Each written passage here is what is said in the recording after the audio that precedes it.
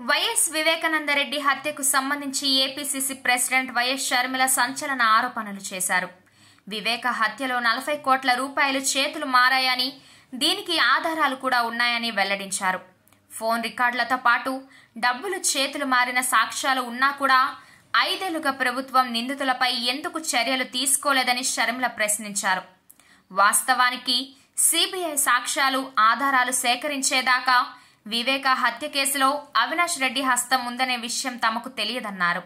ఈ హత్యలో అవినాష్ పాత్ర ఉందని తెలిసాక హత్య జరగడానికి ముందు, ఆ తర్వాత ఆయన ఎవరికి ఫోన్ చేశారనే వివరాలు బయటకొచ్చాయని షర్మిల వివరించారు.